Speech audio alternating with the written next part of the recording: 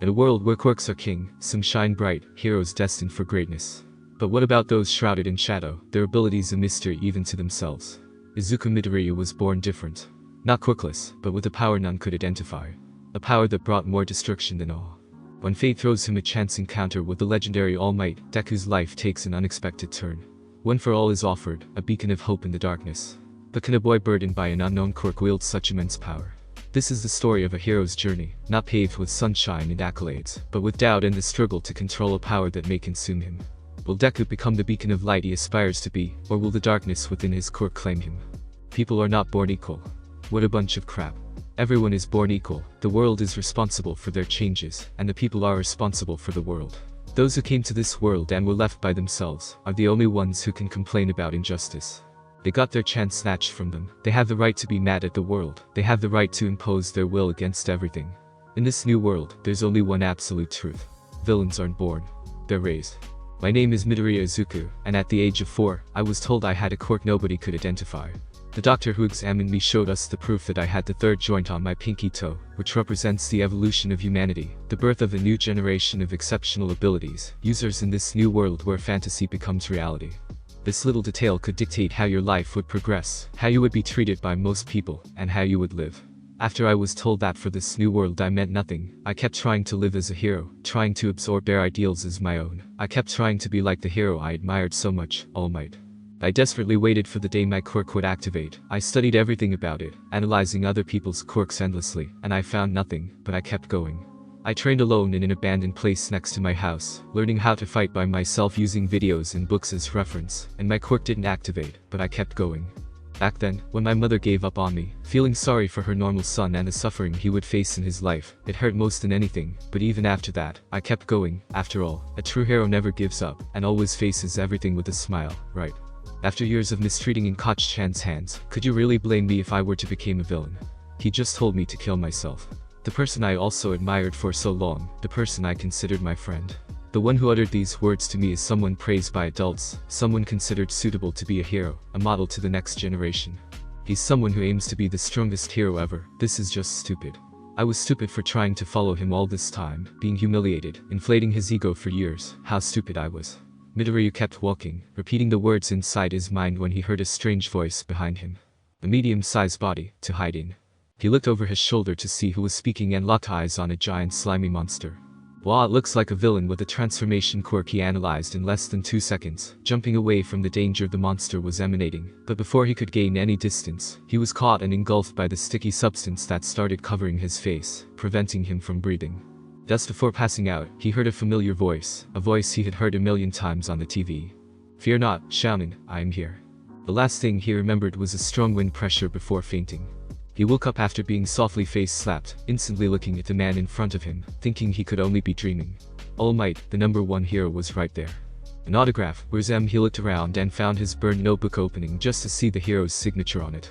He already signed it. When the hero said until next time and was about to leave, Midoriya felt despair. He still needed an answer. He needed to hear it from him. He was sure that All Might wouldn't turn him down like the others. As a symbol of justice, he was sure he was going to believe in him. Just because nobody had an answer to his unknown power, it didn't mean he was useless. "Please, wait. I want to ask you something." The hero turned and Midoriya looked away, too embarrassed to maintain eye contact. "Can someone without a quirk become a hero like you?" "Without a quirk?" All Might kept staring at the boy, wondering what he meant by that. After the hero questioned him, Midoriya explained that after being tested over and over again, his quirk never awakened, although everyone was sure he had one. They just didn't know how to turn it on, not even Midoriya himself. "Xiaonin, I can understand what you're feeling, having your power so close and yet having nothing at all. It must be frustrating, but I can't be an irresponsible adult right now, and just say that you can become a hero."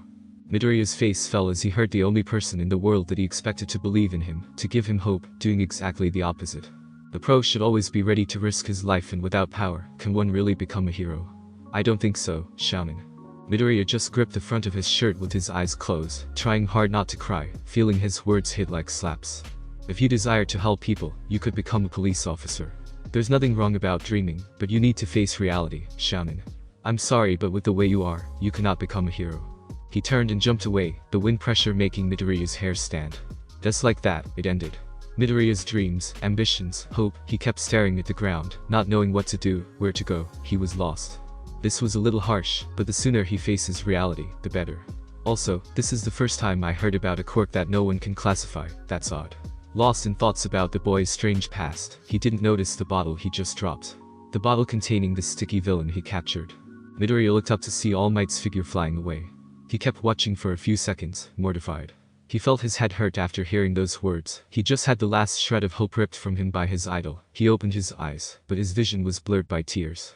He wiped them out, but he still couldn't see things in front of him. Everything was blurred, and before he could ask himself what happened to his eyes, he grabbed the sides of his head, feeling it hurt, that he fell to his knees. He wanted to scream, but his jaw was locked, his hands pressing his skull in an attempt to relieve the pain.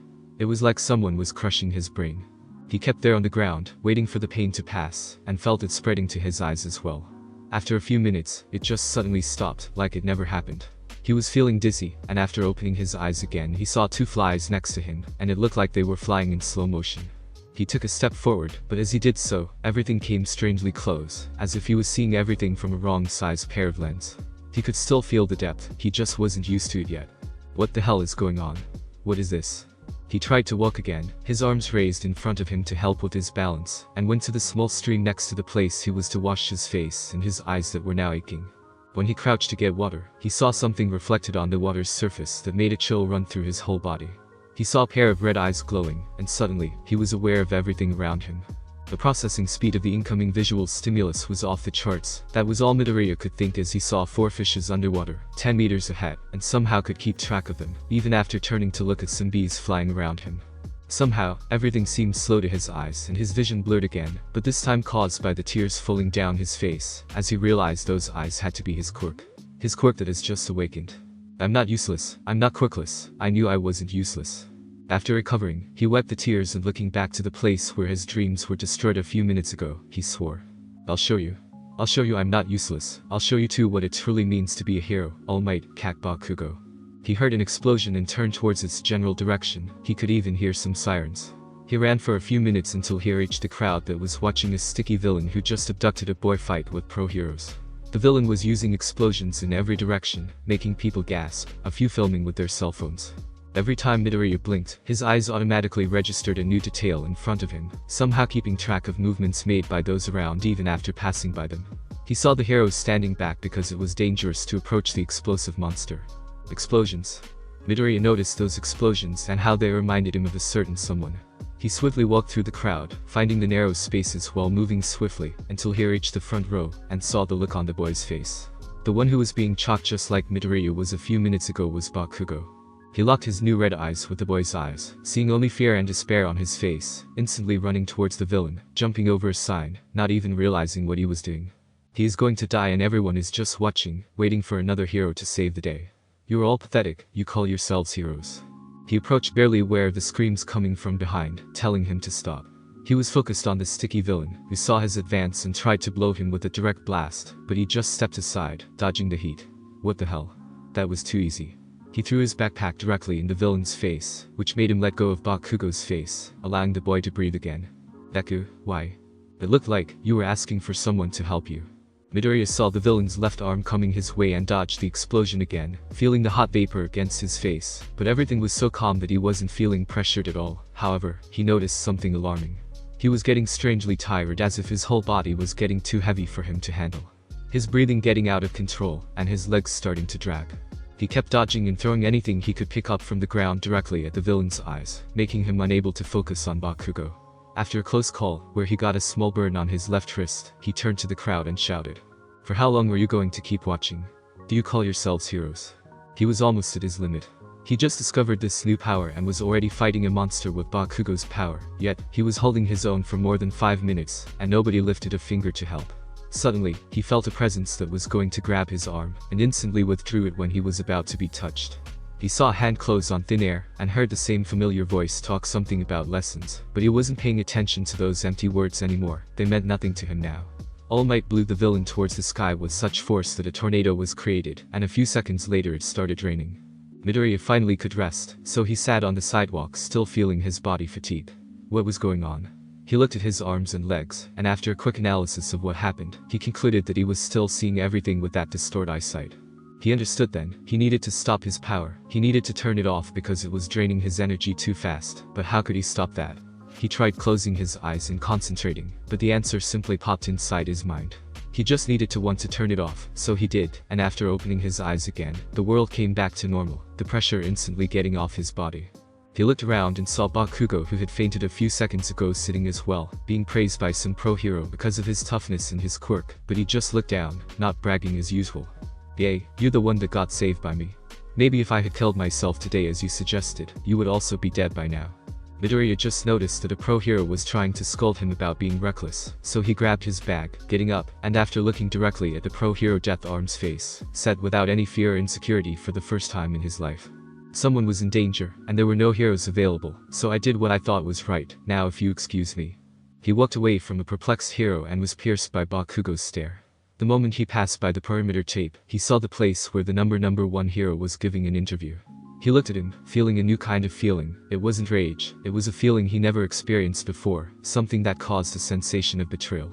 All Might felt the urge to look back, and their eyes met for a second. What All Might saw there made him stop his interview mid-sentence and wonder. His eyes just changed color, didn't they? Coming back home, Midoriya remembered how he spoke to Death Arm. He wanted to apologize like he usually did, but this new feeling of anger prevented him from doing so, which made him not entirely sure if he was sad or not. In a part of his mind, he could stop finding that feeling liberating. He heard someone coming from behind him and turned. Cack. Well, I guess it could take some time to get used calling him by his name. Hey, Deku. Midoriya was about to ask what he wanted, when Bakugo just harshly spoke with his fists closed, looking more insane than ever. I never asked you to save me. As if you could even help me. I could have beaten him myself, how dare a quirkless filer. Before he could keep the insults, he looked at Midoriya's face and froze. His facial expression was wrong. He looked unaffected by his words, even bored, nothing even close to his usual I am about to cry face. Yay, you really didn't ask for me to help you, but you're welcome anyway. And I didn't save you, All Might did. If you could beat the villain by yourself, I guess we'll never know. As for the last part, Midoriya closed his eyes for 1 second, switching his power on, feeling nothing but pleasure seeing Bakugo's thunderstruck face as he looked into Midoriya's eyes. You got your quirk. So fucking what do you think changing your eyes color is some great shit? Don't you dare mock me, you shitty nerd. He shouted the last insult and turned, walking away and leaving Midoriya sighing. I need to go home so I can research something about eye-related powers. I can't waste any time since I have only 8 months to the UA's admission exam. I need to figure exactly what this power is before going there. I guess I'll let mom know today as well. He was already walking again, an involuntary smile on his face when he imagined his mother's reaction to the news. I am here. All Might just stormed out of an alley, blocking the boy's passage. I found you, Xiaonan. Good.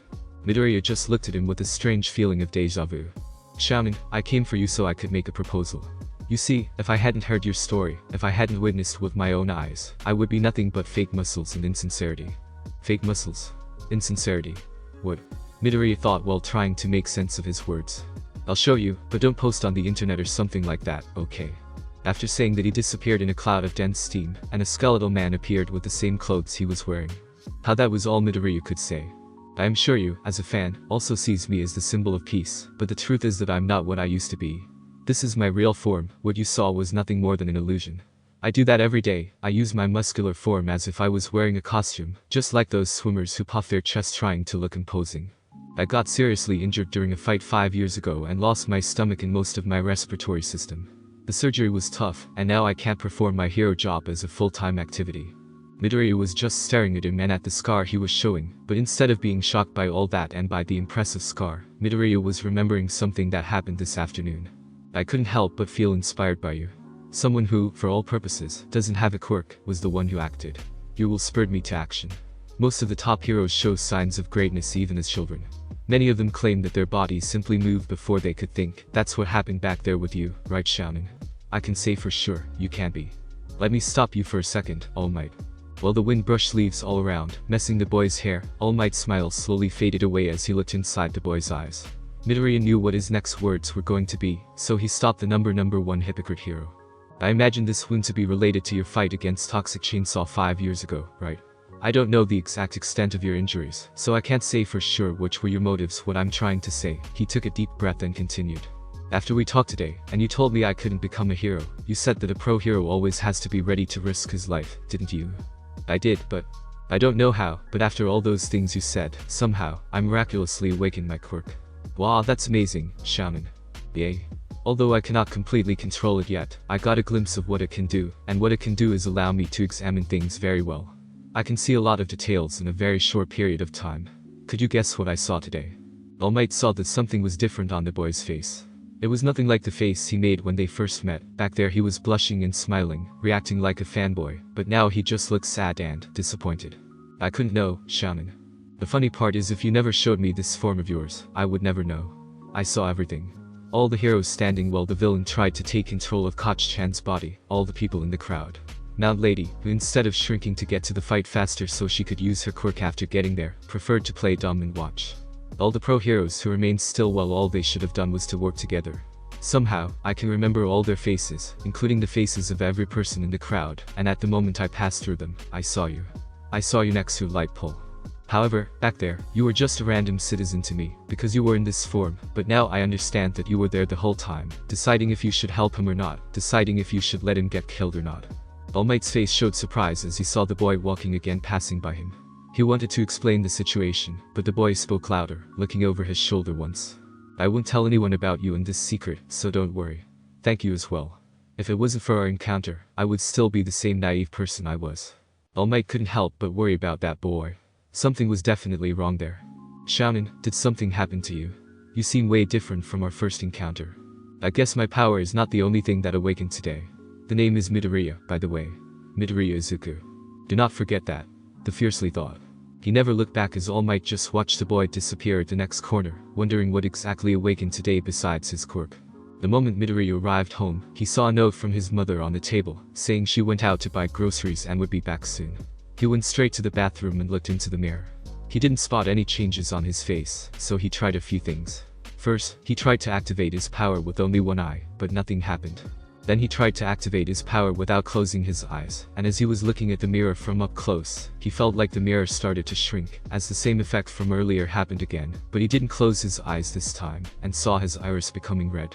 The red was too vivid, so vivid that he noticed his eyes were slightly glowing, allowing him to see something around his pupil which became strangely small.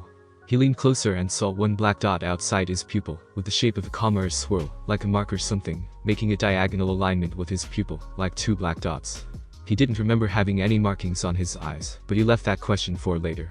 He took a step back and saw how the red didn't fit his face at all, but he couldn't despise his amazing power. No matter what it was his, and he would find a way to turn it into the greatest quirk ever. He heard his mom arriving. Izuku, you're home. Here. I'm coming. He said, switching off the red and seeing the familiar green take his place. Inko threw a small dinner party to celebrate her son's new power, and his decision to apply for the UA Academy. Hours later, Midoriya was in his room, typing and clicking like a madman, his face too close to the computer screen, as he desperately tried to find any information about his power, but nothing popped out. His room, which was excessively full of All Might's toys and posters, had just one gigantic box now, with all of it stuffed inside. After taking everything off, looking at the clean walls and shelves, he felt something odd. A strange feeling, like he had won something, not lost. In front of his computer, he let out a sigh and pushed himself away from his table, making the chair move, ending in the middle of the room while looking at the ceiling. It can't be. He closed his eyes for some time, thinking while leaning back in his chair. He looked at his clock on the nightstand a few minutes later, and saw that he had been at it for almost 5 hours, and still, nothing relevant appeared. He then started muttering, tipping his finger on his chin. I can't believe ocular powers are so rare. There has to be more, right? The sole example known as UA's teacher Ozawa Shota aka Eraserhead.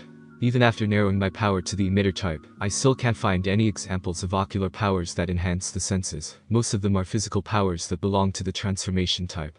Midoriya stopped and went back to his computer, trying another type of search. He tried to go for the broad terms. He typed red eye, ocular power, enhanced senses in the search bar, and got a bunch of fake red eye contacts, a few strange Googles linked to cosplay, and even a guy who was probably trying to sell drugs. Nothing made sense until he found a store's website called The Old World. He clicked and saw that was an antique store selling vases, amulets, books, and more. He kept scrolling, and right before he decided to close the tab, he saw a picture of the insides of the store, and opened it in a new tab to zoom in. The picture showed the store and he could see a frame with an oil painting being displayed, but what caught his attention wasn't the painting itself, but the eye color of the people displayed in it.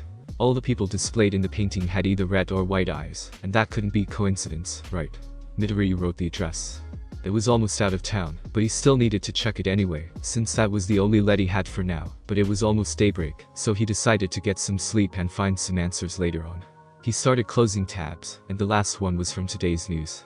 He took a minute looking at his slightly blurred face again and the article's title. Unknown middle schooler helps pro heroes defeat criminal. He closed the tab and jumped on his bed, unable to stop the smile spreading on his face. I didn't do that to help them, I just did what I was born to do. Across the city, the TV was broadcasting the same story, but the two people watching weren't looking at the title or to the villain's face. They were more interested in the part where the teen shouted to the trashy heroes. What an interesting kid. Shigaraki Tomura said while narrowing his eyes. Yes. Interesting indeed. Kurogiri recognized, pausing the TV at the moment the boy looked at the crowd, his red eyes glowing, full of rage. The school was chaotic the next day since all of a sudden, Midoriya was a celebrity. Somehow, people discovered that Bakugo was the one who was held hostage, and that Midoriya was the one who saved him. Bakugo looked like he was going to have a stroke, but kept his mouth shut all the time, perhaps because of what happened yesterday, or maybe because of Midoriya's response to all the attention he was getting. Midoriya knew that most of those who came trying to pat him on the shoulder, shake his hand or even exchange cell phone numbers, were the same people who laughed at him a few days ago, after the teacher asked if he applied to go to the UA now, just because he made it into the news, they all suddenly liked him. That made him even more aware of how nasty people could really be. He didn't shake anybody's hands, didn't leave any open body language that could indicate they were allowed to touch him, and said his number was exclusively for family and close friends. To the few that treated him like a normal human being before, he explained without giving major details about what happened and about his quirk. Lunch hour finally kicked in and he almost ran out of class. He made his way to the roof using an alternative route, away from the corridors where even students from other classes were trying to see him. The boy with an unknown quirk who saved the great Bakugo Katsuki while fighting side by side with All Might. As far as delusions and rumors go, their delusions were getting a little out of proportion. He arrived at his usual spot on the roof, in a corner protected of the sunlight, and started eating his bento, but after just a few seconds, he stopped the chopsticks halfway to his mouth, and asked as if someone was there with him. For how long were you planning to stay there, looking at me like a creep? He started chewing again, as an indistinct shape passed by and landed by his side. Now that you got your fucking quirk, you're talking big, huh? Maybe I should teach you a lesson about how changing your eyes color isn't a fucking quirk at all, just a fucking joke. Please, go ahead. Midoriya said, still eating, pissing off Bakugo who heated his right hand, spinning his body to make a swing, but when his palm was about to touch Midoriya's face, he deviated it, creating a small explosion towards the wall, followed by a tiny smoke screen that blocked his vision of Midoriya's expression. When the smoke vanished, he expected to see his red eyes again, but just saw the green-haired boy staring at him with his eyebrows up, still chewing. Are you finished? I want to eat in peace, Koch-chan. Bakugo got straight and instead of leaving, leaned on the wall next to where Midoriya was sitting, his arms crossed on his chest, asking. How did you fucking know I was up there watching you? He asked with a different voice, still aggressive, but with a lower tone, more controlled. Well, this is new. Midoriya thought. I just knew. I felt your presence, I guess. That's too vague, Deku. What exactly is this shitty quirk of yours, huh? I got it for one day and you already expect me to know everything about it. I don't know what it is yet, but I'll let you know firsthand when I do, don't worry. Oh? Is it a fucking threat, Deku? Are you trying to pick a fight with me? Bakugo said, smirking, and his hands started sparkling. Midoriya had finished his bento, and after brushing the dust off, stopped in front of Bakugo, saying, Not at the moment. Don't take too long or you'll be late. He went back inside, leaving Bakugo alone, asking himself who the fuck was that, and where did the real Deku go? Damn nerd. While going downstairs, Midoriya felt the adrenaline running through his body. He could finally stand his ground against Bakugo, his hands weren't shaking, he didn't feel fear, he didn't even feel troubled when he was attacked. He passed by a window and saw his reflection, surprised to see a smile on his face, when he didn't even notice he was smiling. This is the best. It was almost nightfall when Midoriya arrived at his destination. He had to take the subway and 2 buses to get here in this remote area. He saw the store from the internet ahead and picked up the pace, thrilled by the remote, yet, real chance to discover the secret about his powers. He got in and was greeted by an elderly man. Irasimus. Midoriya started wandering inside the small shop, looking for the painting on the walls, but after seeing nothing, he went back to the cashier, asking. Excuse me, sir. Good evening, my name is Midoriya Izuku, and I saw a painting on your website, but I can't find it here. It was some kind of family portrait where they had red and white eyes. Would you possibly know where it is? And why are you looking for that specific painting, Midoriya Izuku? Midoriya didn't want to talk about his quirk with a stranger, but lying was also uncomfortable, so he just omitted part of the truth. I wanted to see it from up close and buy it, but if it was sold, there's nothing I can do. He waited and the old man just smiled. You'll have to do better than this to convince me. If you want someone's help, you shouldn't lie, it's just rude. Tell me what you really want with that painting, and I may still help you find it. Midoriya pondered for a few seconds and decided to tell him the truth. It wasn't like he was going to be mad after knowing, right? Also, it looked like this man knew a few things if he was fishing for information like that. It's about my quirk. My quirk awakened yesterday, and I couldn't find any information about any similar power anywhere else. After I saw the portrait online, I came here to check if that portrait has something to do with me. And why would that be the case? Why would this portrait have anything to do with you? The old man waited for Midoriya's answer with an educated smile. This is the only place where I saw something similar. Precisely on that painting. The man just raised his eyebrows and he signed, giving up on the evasiveness, briefly closing his eyes, activating his power. The old man's eyes almost popped out when he saw the red glow, asking with a weak voice. It can't be, you must be joking, how? What's your name again, boy? Midoriya Izuku. Midoriya was also a little jumpy because of his reaction, but kept his cool, seeing something on the man's expression change. He looked away and back at the man, seeing a grim flash through his face, and hell broke loose. The old man, who was probably 70 or something, jumped over the counter while delivering a rounded kick, which was dodged by Midoriya. Huh? The poor boy didn't know what to do right now. He put some distance between him and this crazy geezer, noticing he knocked down some bookshelves when dodging the first kick. Jason, well, what the hell are you doing? The old man just lunged at him, with a storm of punches and kicks, forcing Midoriya to dodge the incoming assault, knocking a couple of boxes and vases on the way. Midoriya was trying to understand how in the world he was so fast, and what kind of style was that. Also, if he should engage before his energy ran out again, or if it would be wrong to hurt an elderly person, even if he was attacked first. Before he could decide, the geezer stopped and sat while panting, his expression showing surprise as if he had just seen a ghost. I can't believe it, Midoriya Izuku, right now I must give you two choices. These choices will dictate how your life will progress. If you choose wrong, you'll die a very miserable death, full of anguish and despair. Now, knowing there are only two paths ahead of you, would you like me to give you these choices, or would you rather leave this place without this burden? Consider your position carefully, because once you know, you won't be able to leave this behind. Is this a joke? A scam? It doesn't look like one, but I have a terrible fear. What will you do when I answer? Huh? Oh, don't worry, I won't attack you anymore. Okay, then I would like for you to give me the choices, sir. First, sorry about that, I had to be sure that you never mind, follow me. Midoriya saw him moving around the store and began to lift the bookshelf he knocked down, but the geezer just said leave it, as he walked towards the entrance of the shop. He went to the glass and turned the sign to close, turning the lock, walking back fast-paced towards the back, where he pulled 3 books from a shelf, starting a gear noise. Suddenly, the bookshelf moved out of the way, revealing a hidden door and a staircase to a lower floor. Midoriya was a little reluctant to follow the crazy man downstairs, but he had to know the truth. They walked down a spiral staircase too quickly, and once or twice, Midoriya had to grab the man by his shoulders to prevent him from falling all the way down. Maybe that brief fight they had left him a little off balance. We're here, boy, get the lights on your left. Right there, on the wall. As soon as Midoriya switched the lights on, he saw an enormous oval room with bookshelves within all its extent. Between the bookshelves, he saw numerous paintings, and on the far right side, he saw something that reminded him of an operation room, isolated by plastic walls, a table on its center. Once he noticed that, he felt a shiver. I guess it wouldn't be a terrible idea to leave it on. I still can't see this man's true intentions, so I should keep my guard up. Midoriya thought after a quick look around, switching his power on.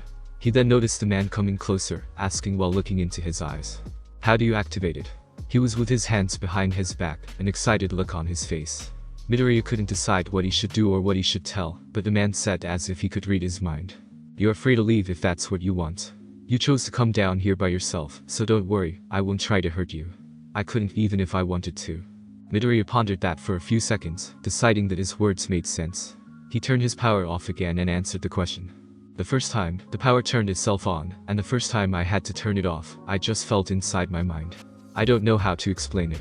It was like closing your eyes, but you don't actually close your eyes. You feel some kind of imaginary second pair behind the first, and you blink them, so they can turn off. I don't know if that's the best explanation, but it's the only one I can think of right now. Now, I just use this blink when I want to turn it on and off, and the quirk obeys. It's like you're telling your power to start and to stop. When I was a child, I was told my quirk was always here, but they couldn't classify it as an emitter, transformation, or mutant type. Yesterday I was talking to someone and I suddenly felt a headache. After it happened, my eyesight became blurred and my perception changed, my iris becoming red. Somehow, I miraculously got my quirk, some kind of sense enhancer. And this person you were talking to, is this person still alive? Midoriya wondered why would he ask something like that. What a strange question to make. Hey, yes, he is alive. Why? So, did this person physically or emotionally hurt you? Why was he asking those kinds of weird questions? It was like he knew what All Might did. Yay. How do you know that? He answered, remembering again how All Might's words destroyed his hope and broke his spirit for a few minutes. I can't believe it. I can't believe that after all these centuries, you suddenly were born with it. That's unbelievable. I'm sorry, Jason. I can't keep up with you. You're talking about my quirk, right? Midoriya-kun, it's time to tell you the choices I mentioned before, and don't worry, you don't need to give me an answer, but you have to understand what they mean to you. Before we start, allow me to introduce myself properly. I'm Hirotaka Shinji. Please, take a seat. He indicated a chair next to a table to the left, and as soon as they got closer to it, Midoriya saw the painting he was looking for hanging on the wall behind the table. It was bigger than he thought, and as he analyzed the people displayed, he felt a chill. A woman with white hair and long ears that reminded him of rabbit ears. Her eyes were white, and Midoriya looked at her face for a few seconds before moving on. Below her and slightly in front, there were two young men. One with red hair and the other with white hair. Below them, there were two boys, slightly towards the red-haired one, both with black hair. Midoriya realized he was holding his breath because he couldn't take his eyes off the boy to the left. His eyes were red, just like his. He felt startled when Shinji said in a low voice. Yes. The Moon family tree. Your family tree, boy. What do you mean my family tree? Are you telling me not wait, am I somehow related to them? Who are they? Midoriya was a little anxious, but the geezer just sat with a gentle smile, and indicated he should do the same. He then started. Do you like all tales, Midoriya-kun? The ones about our past? I don't know. I never heard many, just a few when I was little and the ones we learn in school. I would like to tell you one that is called The Myth of Creation. It may seem long, but bear with me. He cleared his throat and began. Our tale begins before creation itself. Before anything existed, three gods appeared on the high plane of heaven. Amanamanakannashi, Takamimisubi, and Kamimisubi. Somehow, these gods started to use their imagination to create the cosmos and the motion of the universe, and after an immeasurable amount of time passed, they created new versions of themselves, until 7 generations of new gods came into existence. This 7th generation was a special one. The 7th generation consisted of 2 deities. The male god, Izanagi, and the female goddess, Izanami. Those two received the task to make a form of the chaos that was Earth by the elder gods. They started trying to create things, seeking to have children, but after failing twice, they felt something was wrong with them. Their failures showed up in the form of their children, who were born without arms, legs, eyes, ears, and most organs. They decided to send their children on wood boats down a river, so they could meet death and rest, while they turned to ask the elderly gods what was wrong with them. The gods explained that the reason for their failure came from their own minds. When they started trying to create their children, they wished for distinct things. Izanagi asked for a strong boy, while Izanami asked for a smart girl. The inconsistency coming from both of them resulted in a child without any of the traces they couldn't agree on. After being instructed by those elderly gods, they finally achieved what they wanted. Their children were born and became the islands that are now Japan. From Izanami, the gods who were to shape this earth were born. The god of the wind, the god of the forest, the god of the trees and mountains, the god of the sea and other natural manifestations. On a fateful day, Izanami gave birth to the fire god Kagasuchi, and as he left her body, she was burned to death, making Izanagi so enraged that he murdered his newborn son. From their bodies, various other deities were also born. Izanagi, unable to forget Izanami, traveled to the underworld in a desperate attempt to retrieve his beloved, but once he arrived in that strange place, he found himself lost in the darkness. After days of wandering, he finally found the shape of a mansion, and outside, he found her. The place was so dark that even from up close, he wasn't able to see her face.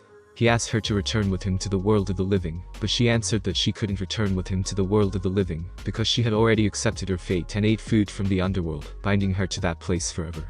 Seeing Izanagi's despair to that situation, she promised him she was going to ask for permission to leave the underworld to the lord of that land, and that he should wait there for her to return. She told him to not look for her natter. Days passed by, and Izanagi grew impatient, ending wandering again.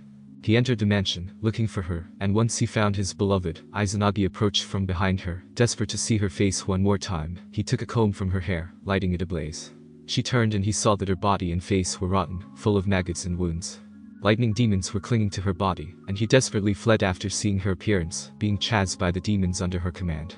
She became enraged by the shame of being seen in that form. He managed to escape from that place and used a giant rock to seal the entrance to the underworld, leaving her behind for eternity.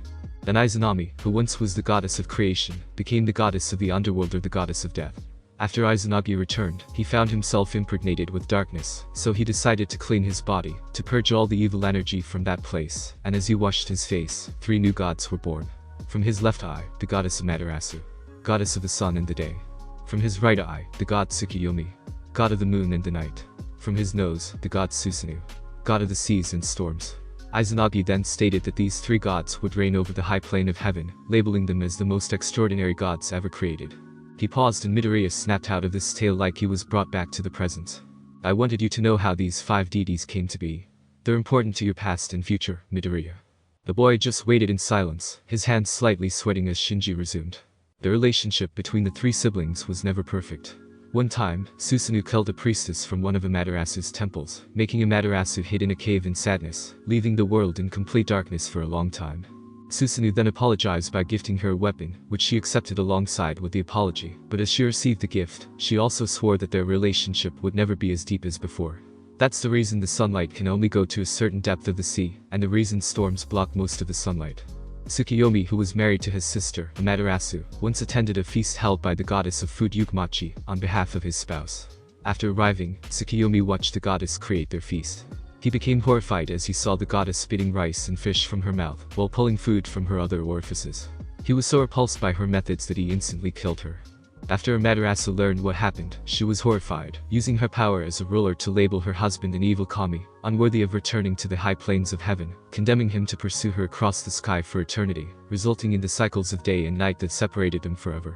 Tsukuyomi had a large number of children, and after a few generations, a few individuals from his bloodline became obsessed with the precept of heavenly power, wishing to use their blood to become gods. They named themselves the Moon Clan. Shinji took a few breaths, and Midoriya wondered if he was okay. Sorry, our fight from earlier left me a little out of breath. It has been some time since I exercised that much. Now, continuing with our tale, we move to the second part of our story, the tale of the bamboo cutter. He leaned on the table and started again. Centuries after the birth of the Moon Clan, humanity finally came to be. One day, a couple that was returning home heard noises coming from the forest, wandering for some time until they found a girl trapped inside a bamboo trunk, and with her, they found pieces of gold. The couple, that was incapable of bearing children, decided to take her as their daughter, taking her and the treasure to their village, where she was raised as one of their own. She grew beautifully, being courted by all the powerful men from Japan, including the emperor himself, who she rejected, just like she rejected all the others. Every night people could see her looking at the moon while crying, but when asked, she didn't know the reason for her tears.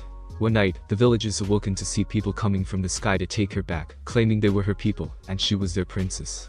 They said she was sent to Earth to be protected from a heavenly battle, and the gold sent with her was meant as payment to the humans for her stay. She was taken and never returned. Her name was Kaguya, Princess Kaguya. What they didn't know was that Kaguya, in her time on Earth, had found something. Shinji got up, walking to a nearby door, disappearing from the view, returning a few seconds later with a bottle of water and 2 cups. He filled a glass and, after drinking, continued. Sorry, where did I stop? Ah, yes. On her time on Earth, Kaguya heard tales about some forbidden fruit. Humans said the fruit came from a sacred tree, and that eating would mean damnation to anyone. She heard tales from others about how the fruit was cursed, but she went to eat it anyway. After eating the fruit, instead of dying, she developed incredible powers connected to nature, being able to create and manipulate a new kind of energy that represented the life of all beings. Later, that energy came to be known as chakra. The woman you see in the painting is exactly who you think she is the Princess Kaguya. Midoriya was slowly shaking his head, disbelieving everything he just heard. That's impossible. You're telling me I'm a descendant of a goddess? This isn't a manga or novel, this is the real world. Are you for real, Jason? Yes, this is the truth, and our tale still hasn't reached its peak yet. Listen. He placed his hands on the table and resumed. Kaguya originated the chakra, the vital energy of all the human individuals, and this energy could be manipulated by a few of these humans, after intense meditation and training. These special humans destined to control and manipulate the chakra were named Shinobi. You probably saw a representation of them in movies or books, I'm sure of it. These people learned how to manipulate the energy to the extent they could also create and manipulate natural powers, such as wind, fire, lightning, water, light, darkness, earth, between others. There were the legacy Kaguya left behind, but she had another secret. She also left 2 more secrets behind. 2 sons. 2 boys that she created after eating the fruit, using her goddess ability. After their mother's disappearance, they grew apart from each other, parting ways at an early age. The one with white hair inherited the first ocular power called Byakugan from his mother Kaguya, becoming the founder of a clan named Hyuga. His descendants inherited the ocular power as well. The Byakugan allowed them to see through objects and long distances, see chakra inside people, and have a 360 field of view around their own bodies. This power had further evolutions, but all information past this point was lost. He pointed to the other brother on the painting. The one with red hair had two sons who were named Indra and Asur. Those two started a curse between them, a curse that affected all their descendants, leading them to always end up fighting and eventually killing each other. Indra was the one who inherited the second ocular power from his grandmother Kaguya, called Sharingan. He created a clan named Uchiha and his brother created the clan named Senju. For centuries, their sons and grandsons died in battle against each other, until two of them somehow broke the curse. Their names were lost throughout the ages, and the only thing remaining from them is a sword that was supposedly wielded by the Uchiha brother and a white cape with the word 7th on it that was used by the Senju. Midoriya was stunned by this crazy story. He looked at the painting again. His eyes locked on Kaguya until he reached Indra. No one knows exactly how or why, but the shinobi were extinct, so the few people who knew their true story remained, and made a vow to pass that information to the new generations, so they would never be forgotten.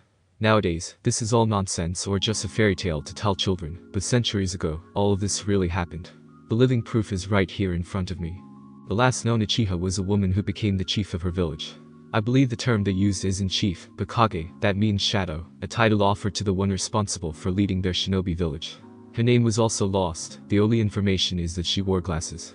But if this happened years ago, why is this happening to me now? And why is this my quirk? After all this, Midoriya-kun, I have a theory that could be wrong, but I believe this power you possess, I believe this power isn't your quirk. Ha! What are you saying, Shinji-san? I have the joint on my pinky. I'm not saying you don't have a quirk, I'm saying these eyes can't be quirk. They're an ancient power called Doujutsu, something you inherited from the gods, something holy, something forbidden, and this finally brings us to your choices. Midoriya looked at him again and waited for the worst, after his sudden change of subject. You have what was once called Sharingan, the eye of insight and hypnotism. Those small dots inside your iris are called Tomo. These markings represent the evolution of your Sharingan, and since you currently have one Tomo, you can evolve it 2 more times. The exact power of your eyes is unknown to me, but they possess one last written information. A Sharingan is the eye that reflects the soul. A long time ago I saw a line where someone referred to it as the curse of hatred. They called it like this because the only way to activate your Sharingan is by experiencing loss or stress related to a significant person. The common knowledge in the book said to kill any Uchiha on sight because they're a cursed bloodline. It's written that there are individuals who get stronger by being hurt and losing their empathy and love towards the world and the people. They're destined to become villains, so they must be eradicated. The stronger the Uchiha is, the colder he already became after the things he experienced to achieve such power. That's why I shall tell you this. Your bloodline is cursed. You have 2 paths ahead of you, young man. One leading to power, but this path will consume everything you hold dear, including yourself. The other, leading to happiness, but this path will leave you weak, and someday, somehow, that weakness may hurt you too. Think carefully about your fate, because this world has amazing powers, but none can be compared to your eyes. Of course, that having these eyes don't instantly turn you into an Uchiha. Over 2,000 years passed, so who knows how they mixed their blood and how many new clans were created. You could be something completely new, but as far as history tells, this is the only name we have to specify what your power is. As I can see, the similarities indicate this can only be Doujutsu. Now, I'll get you 2 items that have been passed in my family for generations. I'll be right back. He left through a small door between the bookshelves, and Midoriya's mind started racing as he got up, approaching the painting. Their predecessors looked imponent, powerful, fearsome, and godlike. What should he do now with these choices? I don't want to be weak, I want to be a hero, someone who can save others with a smile. No. Someone who can save others no matter what. I wonder what will be the cost for me. What am I going to pay for this power if I choose to embrace it? What am I going to become? I don't want to become a villain either. He was lost in thoughts when Shinji returned, placing a small red book on the table, and a thin shaped package covered by cloth, tied with strings. This book is to be delivered to those of the cursed lineage. What they may do with such knowledge is up to them. After saying that, he pushed the book towards Midoriya, who grabbed it and softly touched its cover, which was made of red leather. The second thing, and I don't know the meaning of this, so you must figure it out by yourself. This item is to be delivered to the cursed lineage. What they may do with such item is up to them. He gave the wrapped thing to Midoriya, who undid the knots, revealing a simple but thin sword, long and sharp. What is this sword? So that's what it was. Ha! These markings, I'm sure of it. No one knows if this is true, but some said this is the sword that Indra yielded. Others said it was the sword of the Uchiha brother that broke the curse and achieved peace. And others said it was just a weapon that represents Tsukuyomi and the Moon Clan. Midoriya just nodded, imagining how this weapon could have thousands of years and still look brand new. I don't know how much time I have and I don't know anything that's written inside this book, so I'm happy that you appeared. They never allowed us to read anything in the books, it was the ultimate law in my family. I won't deny that I tried a few times, but the books never opened. The only ones who can read what's inside are the ones with such powers. The only thing I know is what my parents said to me, and what their parents said to them, and now, I will recite to you. If the time comes when the Dojutsu has awakened again, give the books to the chosen ones and tell them their tale, the books will tell the rest. The red book to the cursed, the white book to the gifted, and the purple book to the reincarnated. If the cursed one turns good, he has the soul of a king. If the gifted one turns good, he has the purest heart and the devotion of his people. If the reincarnated turns good, it would mean salvation to a soul. His righteousness will bring the blessings of the gods upon a soul. If the cursed one turns evil, he has the soul of his ancestors. If the gifted one turns evil, he has the heart of the devil and the fear of his people. If the reincarnated turns evil, it would mean the end to a soul. His hatred will bring the wrath of the gods upon a soul. Midoriya felt a shiver after hearing those words. It was like a prophecy. He looked at the time on his watch and got up, wrapping the sword again while getting up. I don't know how to thank you for all the information, Shinji-san. How much do I owe you for the book and the sword? The geezer laughed and grabbed Midoriya's shoulder, walking him towards the stairs. Your ancestors already paid mine, don't worry. Just promise you won't turn evil, and it will be enough payment for me. Ha ha ha ha. Midoriya was inside the shop again and heard the hidden door closing behind them. If I'm not here and you wish to go inside, the combination for the door are the books. Curse, gifted, and transcended. He pointed to the books and Midoriya nodded again, but didn't understand why would he come back. He helped clean and organize the fallen books, and as he placed his hand on the door handle, the man called and he looked over his shoulder. That one thing inside your head, Midoriya. Everything I just told you about the curse happened more than 2,000 years ago, and even there, the two reincarnated brothers broke the curse and achieved peace. If they took a different path despite the one imposed on them by fate, why couldn't you? This is not as simple as that. I wonder if I'll still be alive to greet the gifted and the reincarnated. Shinji-san, are you the last one of your family? Unfortunately, yes. I can't have kids and normal humans can't handle this kind of sacred knowledge, nor handle these kinds of items. After I'm gone, I guess you're the last one who's directly connected to this world, meaning this store will be yours after I'm dead. Keep it neat, alright. Midoriya just smiled, not noticing the old man was serious, and saying goodnight, he walked away. The man waited for him to disappear to sit on his chair, his expression sinking. I'm sorry young man, I wish our prophecies were wrong. I wish I could tell you, but sadly, we are often mistaken. He took out of his pocket a severed page from an old book where he saw and read what was written centuries ago. If the reincarnated appears first, you God never died and returned for guidance in this new world. If the gifted appear first, rejoice. The future is bright. He will protect all of his people, even if it costs his life. If the curse appear first, brace yourself. The darkness inside him marrying over the earth. After getting off the second bus, Midoriya walked, unaware of his surroundings, thinking about the past, the present, and the future. The sword was tied on his back by the strings attached to it and a book inside his hoodie pocket. He wanted to get home so he could read the red book, but he heard something before seeing anyone in front of him. It was a boy of his age, but he was a mutant type, his head was like a crow's or falcon's head, and something big was behind him, attached to his body. The strange boy looked up and said between his teeth, Run, I can't control him. The strange being looked like a giant version of the boy's face, like a giant black crow made of dust. Iron. What was that strange black substance? Midoriya had one inside and understood. That thing, somehow, was made of darkness itself. That Quirk amazed Midoriya, his hands moving like he was going to grab his notebook, but he remembered he left it at home. Suddenly the giant beast attacked, but the advance wasn't that fast, so Midoriya easily dodged it, without even having to use his power. That thing was faster at the moment it started the attack, but ended it staggering twice. Was it his doing? I guess he still got some control over it, well, enough to slow it down at least. Midoriya quickly analyzed, as the monster turned and advanced again, missing him and colliding against a light pole, bringing it down. This is like a puppet that got out of control. Wait, if you want to stop a puppet, all you need to do is to stop the puppeteer. Midoriya ran towards the boy who was gritting his teeth, which was strange since he had a beak, delivering a high kick to the side of his head, knocking him out cold. He looked at the monster and felt a chill. The giant crow was just standing there, staring at him with a calm expression, his eyes fixed on Midoriya and on what he was doing. That was so creepy that he felt his entire body shiver. The monster then laughed and shouted before lunging at Midoriya again. Ha ha ha ha ha. AIR. Yes, I'm finally free. Let's have more fun, more fun. Midoriya quickly realized his mistake.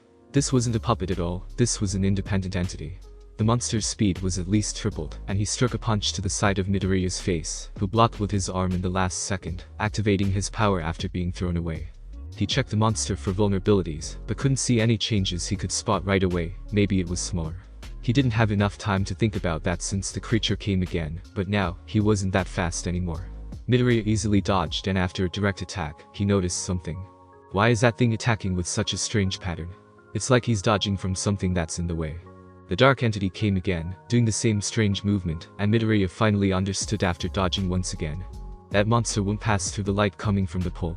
He's making turns to avoid getting under it, but why? Wait, if he's made of shadows or darkness, it's only natural that he would be afraid of lights, right? He just passed below the light coming from the pole and instantly retreated. It makes sense. Let me put this to the test. Midoriya took the initiative and lured another attack from the monster, and as he suspected when he entered under the light, the dark being instantly retreated. Okay. I got you. Now, how should I stop you?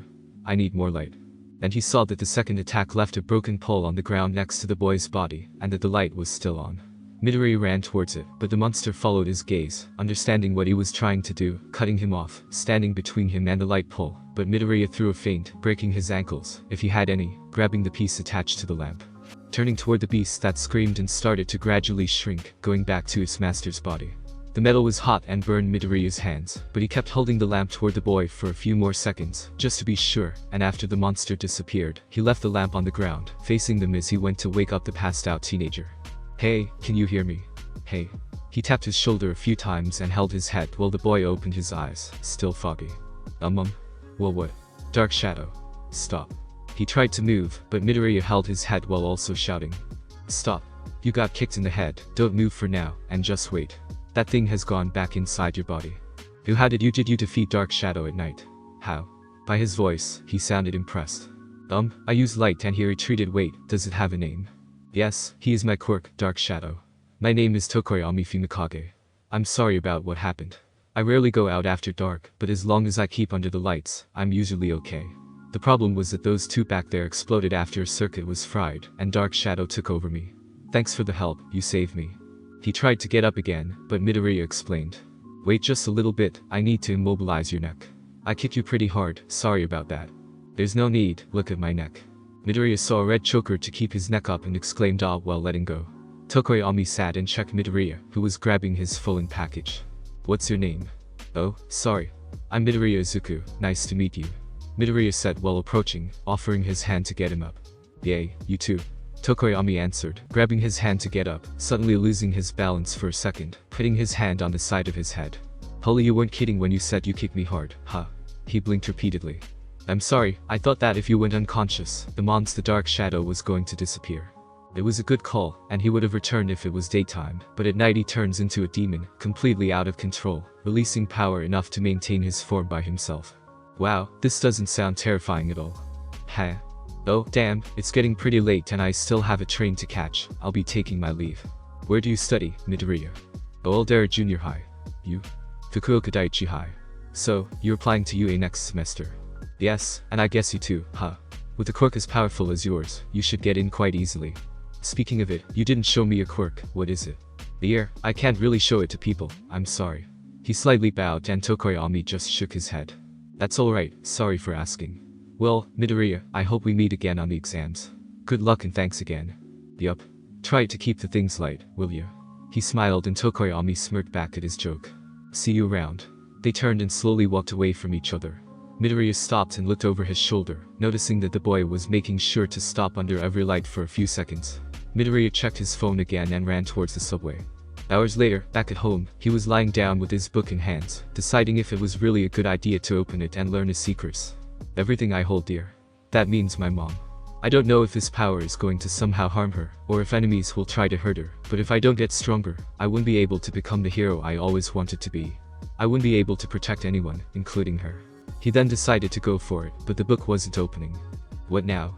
He tried to see, but there was no lock. Then he looked at the symbol on the cover and realized it. After turning his eyes red, he tried again and the book opened without resistance.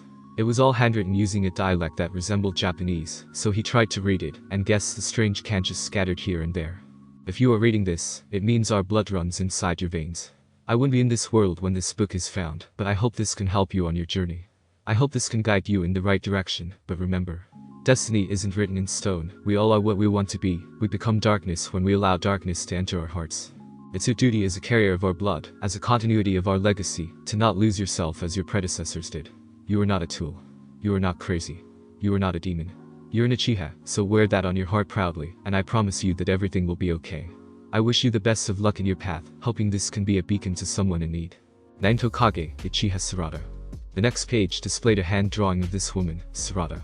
She was beautiful and indeed wore glasses. The next page was too thick, and Midoriya noticed that the page had been folded multiple times. He started unfolding it, and at some point, he thought he was seeing a map.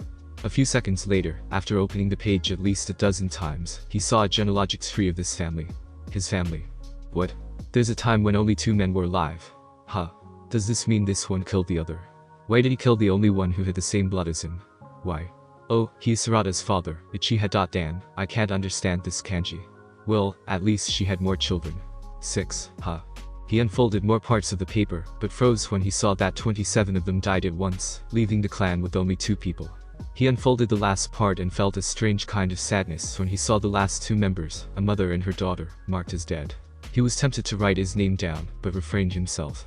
He didn't know for sure what he was, and if these eyes were just a coincidence or not, but he couldn't be sure that he was from their bloodline. After a few more pages, he stopped as he arrived at the part he was looking for. The Sharingan. Well, let's see. I have insight, yeah, that's the one I've been using all this time. I have hypnotism. The user can inflict confusion on the target after eye contact. The eye of hypnotism can be activated at the 2 tomos mark. What in the world is this? Real hypnotism. If they look in my eyes, I can hypnotize them. I guess I need to check this when I get 2 komas. What is this? 3 tomos will take you to the highest level of the Sharingan. He passed one more page and saw one name that was slightly blurred, but he could still read it. Mange, Mangekyu. The evolution of the normal Sharingan towards true power. Okay, how do I get you? How? Oh, here it is, requirements for activation. The next page was torn. He could see that the next 3 pages were torn. Why? What could a Mangekyu be, and why is it so dangerous that even an Uchiha don't want me to use it? He continued to the end and saw 3 severed pages stuck to one another. He could read the titles. The first, Mangekyu Sharingan. The second, Fumetsu Mangekyu Sharingan. The third, Rinnegan. Okay, phew, what now? He decided to start with the first. The Mangekyu is the strongest power of the Uchiha. Alright, show me what you got. He raised the page and started reading. After awakening, the user develops subjective powers, which may differ from other Mangekyu users. The left eye of an Uchiha is focused on ninjutsu, while the right eye on genjutsu. The eyes can develop distinct paths, or they can be linked to the same power. They can also stray from the common path, appearing on an inverted side. The brothers are the perfect examples. The oldest, had Tsukiyomi. One of the most powerful genjutsus that ever existed, capable of reality and time distortion. This power manifested itself on his left eye and the eternal flames of Amaterasu on his right eye, contrary to the usual pattern. The youngest had the eternal flames of Amaterasu on his left eye, and the full manipulation of those flames with his right eye, being capable of extinguishing the flames, changes shape, intensity, and combining it within others' natural elements, something that was never seen before. As genjutsu was lacking, but his control over the eternal flames was nothing less than perfection, opposite to his brother who lacked control over the flames, but had an extraordinary genjutsu. This example demonstrates how subjective and personal the Mangekyu can be, and how he may stray from what we know. I can't read this kanjis at all, this looks like a novel. I can't believe I'm not reading something made up. Every time I think these are my relatives and that I also have this power, I feel like I'm going insane. There's no way such things like this can exist. The eternal flames of Amaterasu. Endless black flames that burn the target forever, can be extinguished. Tsukiyomi and genjutsus to hypnotize the target, and what is this now? What? The last and most powerful weapon of the Uchiha is Susanoo. The ultimate defensive ability, which can be evolved until it reaches the perfect balance between offensive and defensive capabilities. The gods Shinji-san told me about are all here. Amaterasu the goddess of the sun, so we have the flames, Tsukiyomi the god of the moon, so we have hypnotism, and Susanoo the god of the seas and storms that gives us what? Fighting capabilities.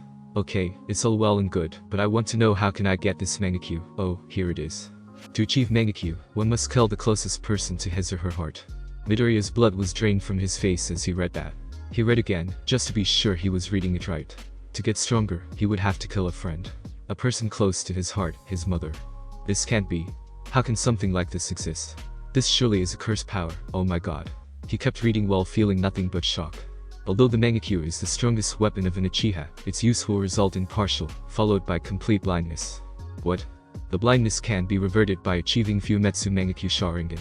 I am scared to even look at what is required to get this. He turned to the second page and looked for the information. To achieve Fumetsu Mangekyo Sharingan, the user must implant both eyes from a close relative, preferably the brother-sister, resulting in the activation of the Fumetsu Mangekyo Sharingan, which can be used at full power, without any limitations. What the h, this is just sickening. I should kill a friend, and then rip my siblings' eyes out and implant them on me.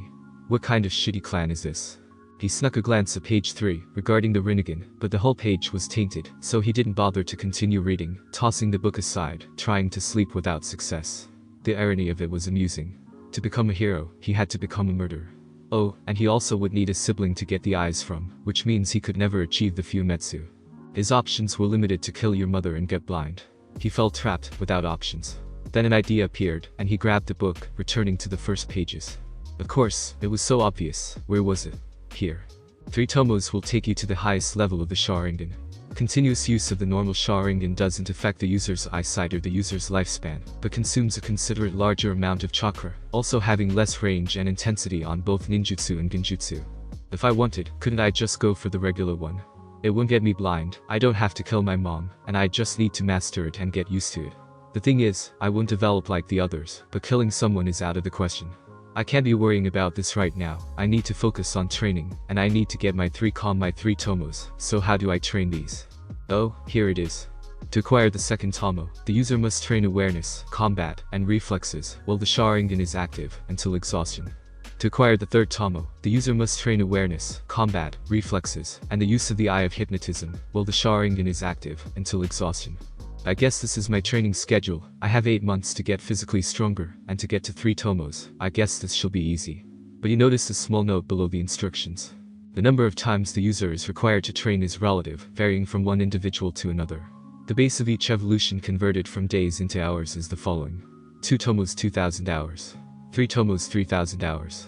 Midoriya threw the book on his desk and started the math on his head.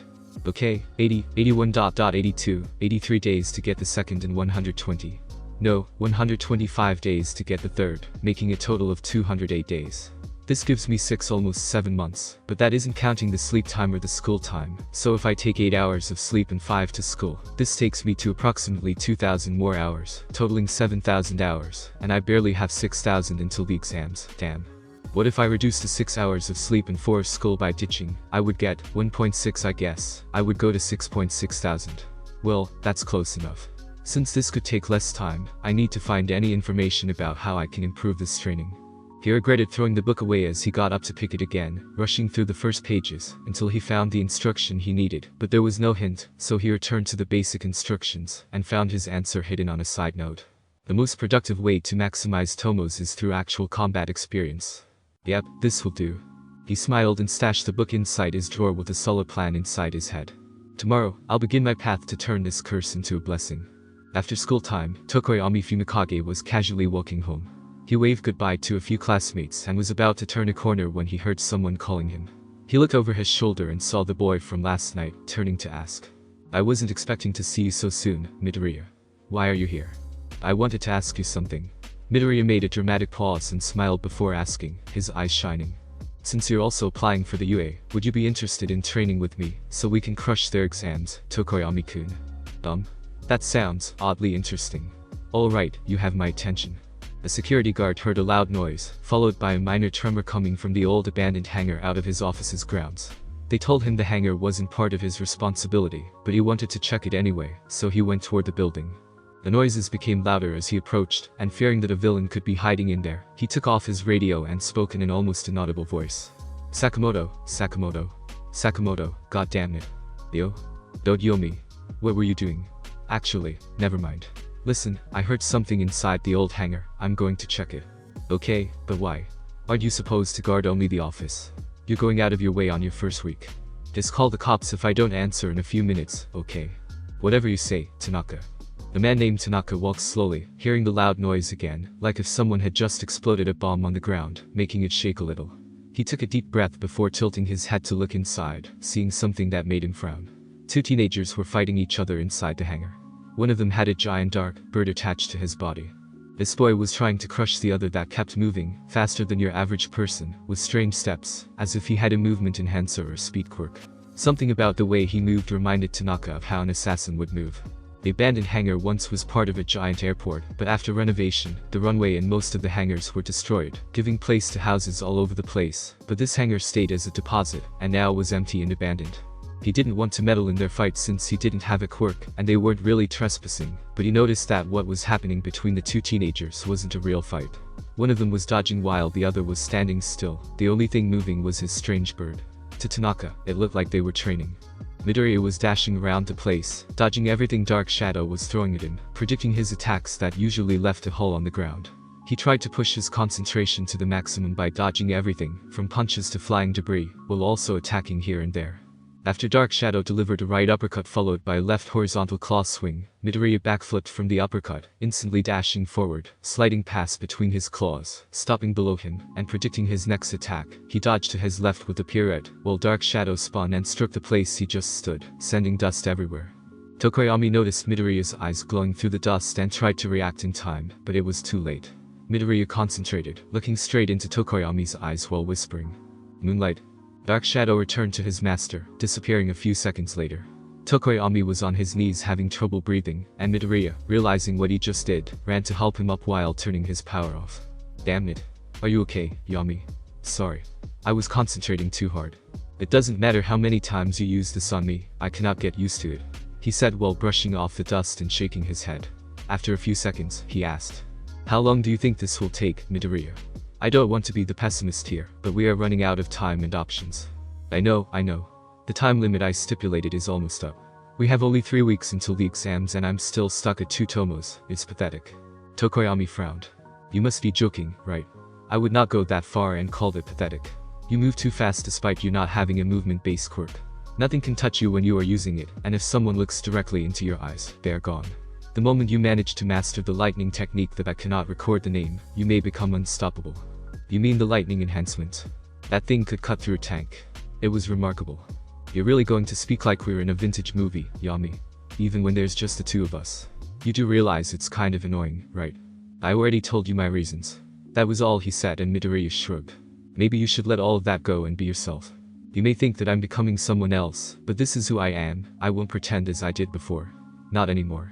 He looked away and remembered his first middle school year, and the desperate need to fit, but the kids pushed him away afraid of his evil aura, afraid of Dark Shadow, and especially afraid of Tokoyami's lack of control over his quirk. He decided to go ahead and embrace his dark side, being true to himself now, understanding that his emotions were the reason Dark Shadow was out of control for all those years. He chose his new philosophy a few months ago when he said after finishing a training day, making Midoriya spit the water he was drinking, "I was always in the darkness, so darkness I shall become." Cough, what? Just that confidence was enough to make Dark Shadow stronger. It was as if the acceptance strengthened their link. His new way of speaking was something he always liked to do, but he forced himself to talk like a normal teenager to reduce the differences between him and his classmates. Midoriya recognized that look on his face, and regretted making his friend remember those things. "Sorry, I wasn't Rin. I know, there's no need to apologize. And is it turning out to be effective? You just witnessed how big he has become, and my control over him has improved marvelously. I wish I had an offensive choice like yours, but it keeps bugging me. Have you ever considered using him as a defense tool?" "How so?" Look, the first thing I thought to myself when we fought the night we met, was that you were a summoner or puppeteer, so the common knowledge stated that if you go down, Dark Shadow goes down as well. This leads us to the problem. Since he's your offensive weapon, his lack of speed retracting back to you is a major problem if you stop to consider it. Imagine that I could just bait you into sending him as far as possible and go right at you afterward. It isn't viable to have a long-range weapon that leaves your body unprotected. Have you noticed how sometimes I can attack him, and sometimes my attacks go right through? Why is that?" Tokoyami held his beak and looked to the tiny Dark Shadow that resurfaced behind him, looking confused as well. "I control Dark Shadow with my mind, so on the times he attacks using his claws, they indeed become solid, but I don't think specifically about this action. I don't know how his physics works, that's up to you, but how about a way to make him come back faster, or make his limbs stretch, so he could stay closer to you, not having to go too far, or maybe you could even stay inside him, hardening his body, leaving his claws as mobile weapons, like armor with 2 extensible limbs, that would be amazing. But I guess it could have some negative effects such as movement restrictions or energy consumption. I guess you'll need some movement practice using the heart and body first, so you can look for parameters, but you would also be required to check the levels of. He kept talking, now staring at the ground, tapping his chin repeatedly. Tokoyami stared in silence as Midoriya started writing on his hand with an imaginary pen like he used to write in his notebook. Tokoyami chuckled before sighing. Midoriya. You're at it again. He snapped out of it, putting a hand over his mouth. Sorry, I got carried away. Haha.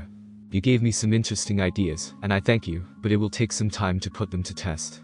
It took me almost 6 months to get full control over Dark Shadow in the daytime, and some overnight. This makes me worried that I will be out of high school before I can get this far. I guess you just need to find the way to control the hardening consciously, using it to your advantage. That shouldn't take long. What about your lightning enhancement? That time when you applied it to your sword, that was something amazing to see. Tokoyami noticed but never asked about his sword or the reason for him to stop training with it. He sure could guess that after some consecutive failures, he gave up on even carrying it with him, making Tokoyami think how that was a shame, since he was getting dangerously good with that thing. It was as if handling a sword was something natural to him. Wasn't the case today, since he brought the sword and left it aside, next to the wall. I brought it today, I just don't get it. My book specifies that I'm more likely to be compatible with fire, but I can't cast it using the words there. That time with the lightning was just luck. I don't even know how I did it. Shinji-san and I found and bought a few books that may contain more information about my power, but they're coming from somewhere in the US, and a few others from Europe, so I have no other choice than to wait for this information to arrive. And I do realize this is a long shot, but I have to know about what could be my only offensive weapon. We shall. Midoriya stopped mid-sentence and glanced at the door, feeling someone's presence there. He saw a man, wearing a uniform. Midoriya elbowed Tokoyami to look behind him while the guard came slowly, asking after looking around to all the ground destruction. What are you two doing here? And why are you damaging others' people's properties? Hello there, sir. My name is Tokoyami Fumikage, and this is Midoriya Izuku. Apologies, but we have been using this place as our training ground for more than half a year, and we did not do any damage to one single structure. Every day we finish by closing the holes with dirt, which also helps get rid of the grass growth.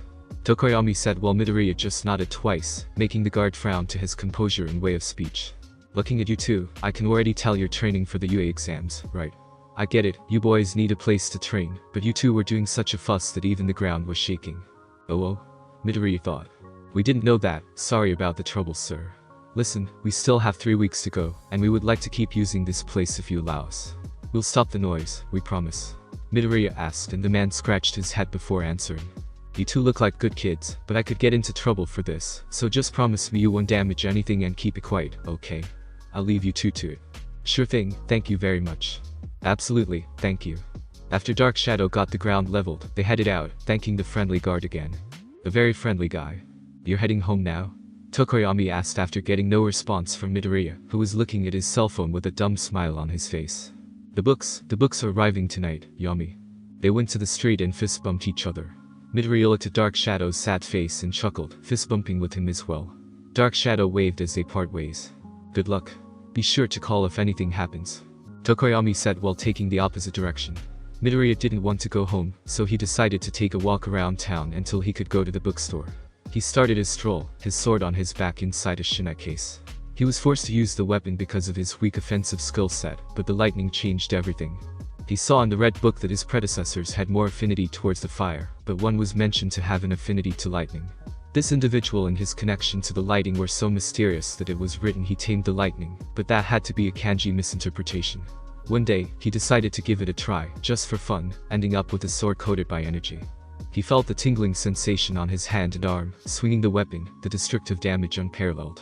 Since then, a few months have passed and he tried to repeat the process, but for some reason, he wasn't able to. He even started trying to get mentally stronger by meditating, which didn't solve the problem. It didn't solve the real problem too. The real problem was the third tomo. The book said he could improve his chakra limit to twice the amount he had right now, meaning double the amount of time he could keep his power active, so according to his math and the records on the red book, he speculated something between 90 and 120 minutes of constant use, double the amount he could use right now. Switching on and off turned out to be the perfect answer to the mind and body stress, allowing him to extend his power's use by picking the right times to apply it. He also decided to name his powers the very first month he started using them. At first, he was tempted to continue with the original name, but ultimately decided that he wasn't going to live in the past. He wasn't going to worship anyone anymore, to copy attacks and names as he did with All Might. He was going to be himself and choose what made sense to him. Ancestors were the people that gave you your traits and peculiarities, but you shouldn't let them dictate your present and future. That's what Midoriya decided after hearing all those tales about curses and fate. Such thing as fate exists only if we believe in it, and if we don't, the choice is always ours. So fate decided that his power was bad. Cursed. He didn't care, he was the one who got to decide that. Before changing his identity card, he had to provide his quirk specifications and a name for it, so he could either name it himself or have the name chosen by the association, based on its characteristics. After further thought, he called it Crimson Moon. A little trait to his ancestors and where they came from. He bought a cup of courage and sat on a bench to eat, looking around to the people passing by. Shinji-san told him months ago that all chakra and shinobi were gone from this world, but that wasn't true at all. He followed a girl with his eyes as she passed by. She noticed his stare and blushed, embarrassed after noticing Midoriya's intense glare towards her breasts, but the boy wasn't looking to anything lewd though. After activating the Crimson Moon, he had noticed a faint glow that he could see next to where her heart should be, like a small white flame. Some people had a bigger flame, while others had a small one or even none. Midoriya sometimes could see that the flame fed tiny lines towards the whole body, but he couldn't see those very well. Maybe this is what chakra looks like, I should find a different name to it as well. While he was thinking about a name, he saw people chatting at the distance and smiled. One of the cool things he noticed after he got his second Tomo was the improvement in the ability to mimic things. He could mimic movements so perfectly that by doing so, he could actually read lips from afar, since he could just mimic the movement of the target's lips, and the words spoken would be mimicked by his lips. He could reproduce an entire conversation as long as he could see the person's lips, so this turned out to be a subtle but useful power he didn't expect to have. He could also mimic hand movements, meaning he was able to know what people were writing as well, but that had fewer applications. He started having some training on the mimic aspect, and to be fair, some fun as well. Of course I love you baby, don't be silly. Yeah, I'm shopping alone. A girl was on the cell phone while walking hand given with a dude who had a nasty smile on his face. Wow. Yay, did you see that shit? That page 9 was awesome. Two boys talking about some manga, he could only see one. Please, hear me out, this world is nothing but a lie. We live inside someone's novel. This isn't the real world, we're trapped here to do his bidding. A guy was trying to speak to everyone passing by. That makes some sense if you think about it. Aw, who am I kidding? There's no way this world isn't real, right? I told you, make a fucking move and you and your family are all fucking dead. Did you hear me? Move. Come on, walk faster, you little bitch. Midoriya froze as the words came out of his own mouth, but quickly recovered, getting up without thinking twice, throwing his empty cup on the trash can before following the man and the girl he just saw. They were using hats and sunglasses, and the girl was grabbing her left arm with her right hand. Her entire body was shaking, and Midoriya picked up the pace, spotting the perfect opportunity ahead. When they approached the place, he called out loud. Hey, is it you, Inko-san? Oh, it's really you. How have you been? They stopped and the girl's eyes almost popped out after they turned. I am sorry, you have the wrong P. Before she could finish, she noticed the boy's face and his strange red eyes. That look on his face made her lost her voice. He somehow gave the impression that he was some kind of villain, but at the same time, the air around him was reassuring. At that moment their eyes met, she felt in that instant that he knew her name wasn't Inko. This boy somehow knew what was going on. Oh, I'm sorry, would you perhaps have a sister called Inko? The resemblance could not be a coincidence, he said while approaching with a friendly smile on his face. The man started looking around, getting impatient, putting pressure on the girl's arm to make her end their conversation, but they already were too close. No, I'm an only child, look, I have to G. She looked to the man and they were about to turn, but the man locked eyes with Midoriya and saw his smile instantly vanish. He felt the danger but couldn't react in time. The girl just felt a breeze passing by her face, messing her hair, taking off her sunglasses, instantly making the pressure on her arm disappear. She saw a glimpse of a shoe sole and a noise when the shoe hit the man's face. She looked to her left and saw the man flying deep into an alley which entrance they were standing right now. She turned her head again to look at the boy, but he was gone. She blinked a few times, confused, and looked again to her left, finding him next to the man, already dragging him to an adjacent alley. She then started walking after him, arriving as he was placing the unconscious man next to a trash can, turning to look straight at her. She saw his red eyes becoming green as if the color was being drained. That was fascinating. Hi. My name is Midoriya Izuku. Don't worry, I know your name is not Inko, it's my mother's name. This may sound weird, but I was eavesdropping your conversation and heard what he was saying to you back there, so I wanted to help. Are you okay? What's going on with you and your family? They're going to kill them. I need to do something. She started pacing while moving her arms around. Calm down. Explain to me what's going on first so I can help you. Or maybe we can call the Pollock. No? She shouted, her face becoming white. Okay, no police, but you have to tell me what's going on before this guy wakes up. My name is Yoirozu Momo and I don't have much time left. They somehow entered our house a few minutes ago, and then, they took my parents and employees as hostages, demanding me to come with one of them to get titles, jewels, and money from our bank deposit. They said that if I refuse, they would just start killing people. She was twisting her hands, and Midoriya quickly analyzed the situation. She's right. Police would mean game over, we need to do something. They gave me 1 hour to come here to take the valuables and go back with this guy. That was 10 minutes ago. I live close, please, can you help me? Of course I'll help you. Alright, let me think. Do you know anything about the kidnappers? No, they just came out of nowhere, wearing masks and sunglasses, disguised as some cleaning company. Damn, if I could get some information about them maybe I could. Of course. Midoriya said under his breath, and the girl looked at him with questionable eyes. He then knelt, shook the fainted guy a few times, and he came to his senses, a little foggy. Wah! Moonlight. Midoriya whispered, looking straight into his eyes, and the girl frowned to that strange word. The man's gaze locked onto the boy's face and he looked hypnotized, like a snake being charmed. How many of you are inside Yoirozu-sen's house holding people hostage? 11. Yoirozu looked surprised by his straight answer. He looked drunk or drugged. Was it a mind control quirk? What about their quirks? How many have quirks and what are their quirks? Are they armed? 9. Have quirks, electronic manipulation, flashlight fingernails, hardening limbs, metal forehead, communication interceptor, fire manipulation, gigantic arms, gravity bender and finger shaping, all armed with pistols. Midoriya was already with his finger on the quick dial to call Tokoyami for assistance, but those two with the flashlight and the fire quirk were going to put him and Dark Shadow at too much risk. Think, damn it.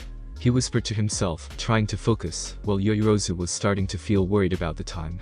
45 minutes left. Midoriya's expression cooled off as he pressed the buttons a few times and placed the phone in his ear, speaking after a few seconds. Hi, Mitsuki-san. It's Izuku, could I please talk to Koch-chan for a second? Who is it? It's me, Koch-chan. Listen, I have a situation happening here. Deku? Is it you, Deku? Why the fuck are you calling me? Midoriya could hear his mom shouting in the background. Watch your damn mouth or I'll kick your ass, Katsuki. Koch-chan, listen. I'm in an alley next to the West Park, the right side of the commercial district towards the subway. I need your help, how fast can you be here? Deku, are you fucking kidding me? You got some balls to call me and boss me around, I'll kick your ass next to you. Katsuki. I'm not joking around. A family is being held hostage and I can't call the police for help, I can't call anyone but you for help, since you're the only one I have any quirk and combat information about, I need you to come here fast. We have less than 45 minutes until they start killing people. The shock of hearing his name being shouted and the urge on his voice made Bakugo quiet for a moment, so Midoriya repeated. Alley next to the West Park, the right side of the commercial district towards the subway, 44 minutes left. Use your quirk to get here if you have to, please hurry. He hung up and took a deep breath, looking inside the thug's eyes again, speaking out loud now, with resentment on his voice. Moonlight. The thug just stared back and suddenly collapsed, having a small seizure. A few seconds later, he fainted. That should keep him out for a few hours. What is this Moonlight you keep saying? Is this your quirk? It's hard to explain, but I guess you can say that. Well, I have a quirk too, I want to help. What can you do? After a small explanation, Midoriya thought about the possibilities, but noticed a small yet relevant detail. Please, don't be offended, but you're too scared right now to get inside. Although your quirk may help us, on a fight against fire weapons, you would be more of a liability. I'm sorry, I'm not trying to say anything by that. She looked heartbroken, but her hands kept shaking. I'm sorry about this, I just want to help you and your family the best way I can, and right now, this is the best way. She slowly nodded, but Midoriya could see that his words hurt her. Who do I think I am? I can't tell people what they can or cannot do, I'm not. Perhaps, if you could calm down a little, at least enough to think objectively, you can also help us. I know it's a hard thing to do right now, but try to relax so you can save your parents. Being afraid only gets in the way. Her face brightened and became serious shortly after. She nodded twice, her gaze showing resolve. Tell me, can you create bulletproof vests and a one-handed sword? I can do vests easily, I'm used to it, but a sword? I guess I can make a katana, I think I have enough to build a katana. I just need the measurements. Made of steel, right? No, made of pure silver. He looked at his cell phone again. 40 minutes remaining. 15 minutes remaining, and Midoriya lost any hope that Bakugo would actually come, so he looked at Yoirozu and said while shaking his head. I'm sorry, I was sure he would come. We should go. We're almost out of time. I'll figure something out when we get there, for now. Oi Deku. Don't you dare to make me come all the way here, and just leave, I'll kill you, asshole. Midoriya turned back and saw Bakugo, dripping sweat and out of breath. Koch-chan, you came, this is Yoirozu Momo, her parents are being held hostages, let's go. We'll explain everything to you on the way, Midoriya said while throwing a vest at him. It was already dark when they stopped behind a short wall, outside of an immense mansion, trying to look through the windows for any signals of movement. Midoriya forced his power until his head hurt, but he was able to see the faint traces of their energy scattered all around the enormous house. It's a goddamn palace. Hey, are you some kind of princess? Before she could answer, Midoriya said while grabbing the sides of his head. There are 2 guarding the main entrance, 1 on the roof, 7 on the 2nd floor, inside that room, but 2 of them are sitting on a corner, so I believe these 2 are hostages, which makes 5 enemies, and 3 watching a numerous amount of people over there, on the other side of the house. I guess that's where the employers are being held. How could you know that? Yorozu asked, surprised. My eyes can see quite a lot. She noticed his eyes almost glowing and couldn't look away from his gaze. It was mesmerizing. After a few seconds, she finally looked away and pointed while explaining. That room is my parents' room, and that's where our kitchen is. She pointed to the windows where Midoriya saw the enemies. Is there an alternative way to get inside? Other than the main door? We should just blast all of them, and why the hell are you the one calling the shots to begin with, huh? Bakugo went to grab Midoriya's collar, but the boy slapped his hand halfway. Not now, Koch-chan. We need to be smart. We need to divide and conquer. I think we should start getting the one in the roof first. He probably is the outside lookout, then the 2 at the entrance, the 3 with the employee, and the remaining 5 last. Why? Yorozu asked, and Midoriya thought for a few seconds before pointing while walking them through. The lookout is outside to provide information to the ones inside, so he has to go down first, or we won't even make it inside. The first 2 at the entrance because they are further away from both sides. Look, they're right in the middle. Then the ones with the hostages and the bedroom last. That was amazing. They wouldn't be able to see or hear one another being taken down. TCH. I can't get to the roof without making noise, so what the fuck am I supposed to do? Yorozu-san, can you handle the one on the roof and meet us inside? Yes, I'll create a grapple gun or something similar. We have 11 minutes. The moment you take him out, we'll storm through the main entrance, and you meet us at the hall to guide us around the house. You sure you'll be okay? Yes. I don't even know how to thank you for doing this. Thank us later when we save everyone. Remember what I told you, leave your emotions in check, be analytic and precise, we'll see you inside. She nodded with a determinate look and jumped the wall, sneaking behind bushes, going to the left side of the mansion. Since we're dealing with bullets, let me go first, Koch-chan. I'm sure I can dodge and deflect in case anything goes south. I already told you to shut the fuck up. I'll blow you up if you keep giving me orders. You prefer to keep being an asshole than listening to me and doing this the safe way. I'm trying to prevent you from getting killed. I wouldn't be the one responsible for telling Auntie you died today, so get a fucking grip. Bakugo felt stunned by the curse leaving Midoriya's mouth and turned his face away, saying TCH, but that counted as a yes at least. Midoriya pointed at the roof access, and they waited until they saw an indistinct shape flying there, and after a few seconds, a girl waving her arms. Good job, Yorozu-san. Now we're up. They rushed through the garden, reaching the front door in a few seconds. Midoriya looked around and found the faint glow he was looking for next to the door to his right, and the other lower to the left, maybe sitting or crouched. He touched Bakugo's shoulder and pointed him to go right and made a gesture with his hand forward, while covering his eyes like he was blind. Bakugo understood the call to use his stun grenade, and, despite being pissed, switched places and got ready. Midoriya carefully opened his shinai case and took out a beautiful silver katana made by Yorozu, leaving the second one inside. He held it next to his belt and looked at Bakugo, nodding once and turning around. Bakugo kicked the door open, shouting with his arms open, one to each side. Stun grenade. Midoriya, who was already with his back turned, saw only the garden outside, and after the flash, dashed backward, spinning his body middle action as he moved to the left, giving a small glance to the right to see Bakugo hit the thug with a knee to the chin. Upon reaching the blinded guy who was raising his weapon on his left, Midoriya unsheathed his blade, cutting the pistol in two, missing the thug's fingers by inches, instantly placing his free hand on the floor while spinning in the same place, letting his foot go up to the thug's face, who took the hit and stiffened before collapsing.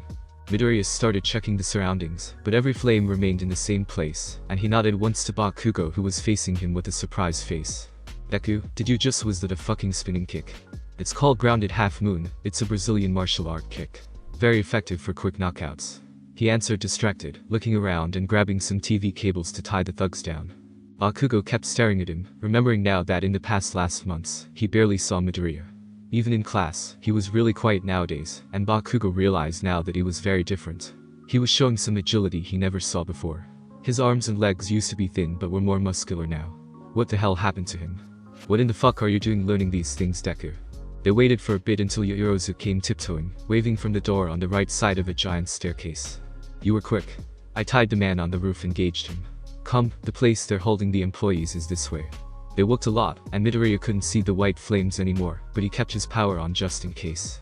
When they were about to make a turn, Midoriya noticed a small family portrait facing the incoming corridor, and saw in a small reflection that one thug was coming out of the room they were headed, so he quickly checked through the wall, and the flames were back.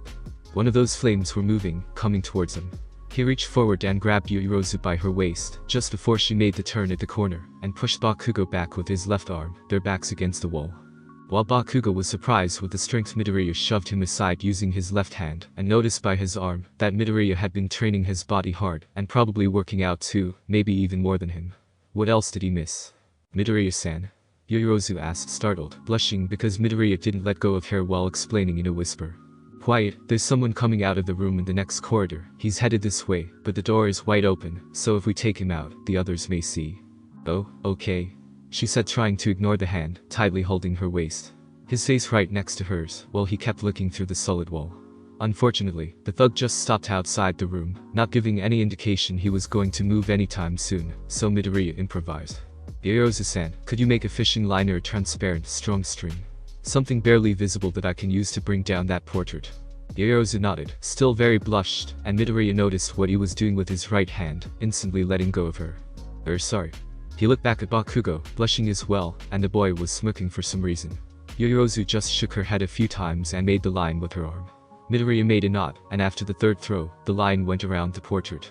He slightly pulled, and the frame fell towards them, landing outside the corridor. They heard a loud male voice. What was that? That's some painting that fell down the corridor, it's nothing. Go check it out, and since you'll be there, go grab some food from the other kitchen, this one is empty. We're in the middle of the job and you wanna eat again. Can't your fucking fat ass wait till the young lady returns so we can clean house and go get something to eat? A third voice said, and for their surprise, it was female. Okay, no food then, but check that noise anyway. The guy outside started coming down the hall, and Midoriya pulled them back until they reached the previous turn and told them to wait. The thug turned and saw the frame on the floor, taking a few steps forward into the corridor they were a few seconds ago. Before the two could ask what they were going to do, Midoriya clapped his hands, making some noise, managing to get the thug's attention, making him walk fast-paced towards them. Koch-chan, don't shout this time or they'll hear us. He whispered and just raised one hand with 3 fingers up, and as the man approached the turn, he started counting down. 3, 2, 1, and he closed his hand, making Bakugo jump over them, letting a knee hit Midoriya's head in the process, blinding the thug, while Midoriya put one hand over his mouth, getting slightly bit, but managing to prevent the criminal from shouting. Holding his hand before he could fire the pistol he was holding as well. They chalked him out, tied him down, and went to the turn ahead. I'll get you back for that knee, you fucker. Midoriya whispered to Bakugo, who raised his eyebrows and smirked, surprised by how Midoriya was speaking to him. I can make some flashbang grenades if you want to. Yoyorozu whispered to Midoriya, and he saw the 2 remaining had their backs on them, so he checked the room with 5 again. It was too close. It will make too much noise. A flashbang isn't just light, it explodes like a real grenade, so the others may hear it and... She nodded, looking apprehensive, and Midoriya spotted an opening, signaling for them to come. While he walked swiftly followed by the two thugs starting changing positions inside the room, being now too close from each other and facing the same way. Right next to them, Midoriya noticed at least 15 people sitting on a corner. A young girl who was tied with the others saw Midoriya walk by, her eyes almost popping out, but he placed one finger over his lips, and she slightly nodded, looking away from him. I can't combine an attack with Koch-chan like this. If we try to go in now we may be forced to. The only possible way to do this is by killing one of them and immobilizing the other. He whispered as he pointed to their position. Bakugo was serious now, pondering that information and finding strange how easily Midoriya proposed to murder someone. Yoyorozu covered her mouth, but understood that something had to be done. Seeing both of their expressions, Midoriya had an insight. I have an idea, but it's risky. Koch-chan, be ready to go in at full force to protect the hostages if I fail, alright. I'll shout out if necessary. Here's the plan. Midoriya was about to tell them the plan when they heard. What is taking him so long? Oi, what's going on over there, Kabakura? Midoriya instantly got up and walked right to the door.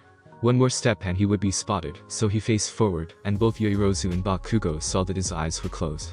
A few seconds later the lights of the corridor started to blink, suddenly going out. What happened to the lights? The woman asked and Midoriya stormed in. I don't know what. Koda. What the foo? A loud whack was heard, followed by something heavy hitting the floor, and they both stormed the room, just as the second body dropped. Midoriya turned, the lights coming on again, and said with blood coming out of his nose. All done. Inside, the employees that were sitting at the corner got up, and after seeing Yaoyorozu, came to her side. A few hugged her, but she was looking at Midoriya's face and his bleeding nose. That worried her because she didn't believe he was ever struck, so that could mean some internal problem, but he was already at the door planning the last part with Bakugo. I need to go, I'm glad you are all okay. She started moving away from her staff, but Midoriya said, you should stay and protect them, Yaoyorozu-san. Just in case there's more of them. We'll get your parents out of there, I promise. The look on his face was so trustworthy that she couldn't doubt him for a second, she just felt relief. Running back to the entrance, Bakugo asked, you know exactly how many of them are inside, don't you? Why did you lie to her? Koch-chan, if this ends badly or not, it's up to us, but if it ends badly, I don't want her to feel responsible for her parents' death. Bakugo couldn't understand how Midoriya had changed so much in so little time. Even his attitude was completely different. So the reason you left their room last. You got that, didn't you? I also wondered that if we were to fail the attempt there, all the people in the kitchen would pay the price. So it was about numbers. That too. Bakugo noticed something before replying. Deku, you're still bleeding. Oh, what? That's strange. Midoriya said, turning his power off. So I guess you're abusing your new quirk, huh? It's true that all quirks have flaws, even yours. Midoriya just kept quiet while brushing off the blood with his hand. He knew he was almost at his limit, but it didn't matter. They went upstairs and arrived at a big corridor where the last 5 were holding Yaoyorozu's parents, but before they could get any closer, they heard sirens all around the house and shouting inside the room. What the fuck? Cops, what the hell happened? SHH. The radio is saying that the front door silent alarm was tripped and their security company remotely activated the cameras. Wah. Where are those dumbfucks? I told them to not open that door, fuck. We need to go. Let's clean house and leave through the sewers, fuck. Midoriya was at the door, shoulder to shoulder with Bakugo, and looked at him as the boy looked back. One moment of silent communication passed through them as they realized there was no time for pre-planning and no room for error. They were going to kill the hostages and flee, starting with the parents. Midoriya pointed 2 fingers towards the left side and 3 fingers to the right side, looking back at Bakugo, whispering, "The left, trust me." For Midoriya's surprise, Bakugo smirked. Midoriya stood up with his weapon in hand, and Bakugo heated his hands. Midoriya closed his eyes, feeling the air and the tension. He felt a chill run through his entire body, making his hair stand. He thought about Yaoyorozu and her parents. It was his duty to save them, right now, at this moment, he was the hero. He whispered while getting into his stance. Crimson Moon. Bakugo kicked the door open again, flashing whoever was looking at him. Midoriya opened his eyes and something was different, but he didn't have enough time to think about what changed, so he stormed inside, close behind Bakugo, and saw everything like a slow-motion scene. 2 at close range on their left, moving towards the door, 1 with a gun pointed to a couple who was sitting on the floor further in the back of the room, and 2 in the right, 1 looking away, and the other crouched, closing bags. Midoriya moved alongside Bakugo as he blasted the 2 in the left, and saw the closest one in the right raising his gun, firing twice since he didn't get affected by the flashbang. Midoriya couldn't see the bullets in slow motion, but he could react to them like if it was Dark Shadow throwing rocks at him, the difference being that right now, he needed to deflect, not dodge. He saw the barrel and the position it was facing. After the bang, he just had to raise his sword in time, and his timing was perfect, proved by the metallic sound made by the side of the katana when it deflected both shots. The whole time he never stopped moving forward alongside Bakugo, seeing the one in the back pointing his weapon towards him as the other aimed again, now at Bakugo. This was the only way. He stopped, and switching the grip style, viewed the sword ahead with all his strength, instantly turning to the right, running towards the guy with the gun pointed at Bakugo, who instantly switched targets and fired at him again, multiple times. Every time he pulled the trigger, Midoriya could somehow see the muscles on his hand, and at the moment he started tensioning those muscles, Midoriya switched his balance, moving slightly out of the barrel's way. To him, this was all happening slowly, but in the normal world, he looked like a red-eyed demon, dodging a rain of bullets at close range, until he suddenly felt something coming from behind him, switching to the last target who was unarmed, shocked by everything happening, but still represented a threat. The answer to why Midoriya switched targets was answered by the explosion that passed right next to his face, completely hitting the thug, making him disappear below the rubble. Midoriya saw as the last one was turning his face away from the blast, and by using an immobilization move, Midoriya grabbed his arm and pinned him down. He looked around to all the destruction and to Yaoyorozu's parents safe and sound at the corner. As fast as it began, it ended. 1 minute later, Yaoyorozu stormed through the door and looked around to all the damage. Her parents were still sitting in the corner but got up when they saw their daughter there, running to a 3-person hug. Bakugo was on the other side of the room, getting the thugs out of the debris. Midoriya was breathing heavily, tired, and feeling a rising pain on his left leg, where he noticed after looking down, he got shot. He looked forward again, surprised by his injury, but saw something more important, something urgent, something that made his heart stop. The one thug who got pierced by his sword was getting up, the sword still attached to his torso, raising one hand with a gun in it, aiming towards the family. "No!" Midoriya shouted, making everyone look up to see what was going on, but there was no time, so just before the thug could put his finger on the trigger, Midoriya thought with all his might. Lightning enhancement. The thug stood there, with the gun pointed to the family, while Bakugo looked at Midoriya's face and reacted in time, jumping and blasting him with one more explosion. The thug collapsed and Bakugo kicked his gun away, looking at the sword spiked to the man's chest. The sword was sparkling with white electricity, burning him from inside, smoke starting to appear. Deku. Calm the fuck down, he's out. You're going to kill him. You're bleeding too much, stop this shit. Midoriya-san, are you okay? Yorozu asked, moving towards him, but before Yorozu or Bakugo could get closer, he stopped and coughed blood once, and then he started bleeding from his mouth and nose. His eyes lost its red color, as tears of blood stained his face. He collapsed to his knees, but before hitting the ground he thought, I told you we were going to save them, didn't I? Midoriya saw Yorozu's face as she showed a desperate expression, running towards him, and Bakugo jumping to his aid, coming from his right side, but everything was engulfed by white light, and he heard a strange noise, like a constant shrill noise. He didn't feel the impact when he reached the floor, but he tried to smile to look imposing. He hoped that he managed. He hoped that for a moment at least, he looked cool, like a true hero.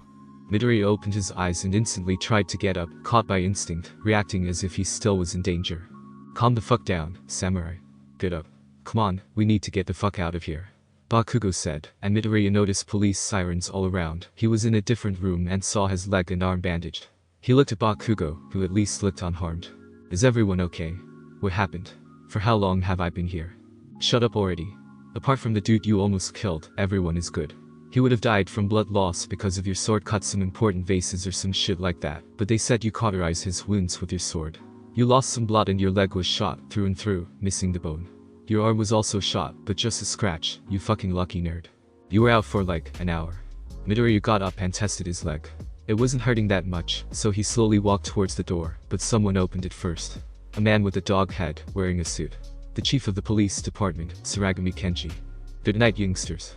I know you're eager to leave this place, but I'm afraid we have some questions for you before you're allowed to go home, Waff. Bakugo made a noise, clearly pissed by this statement, and Midoriya, who had seen the chief on TV, almost lost his shit after hearing him say Waff live. It was damn hilarious. He nodded and pressed his lips together, holding the hysteria that was trying to explode.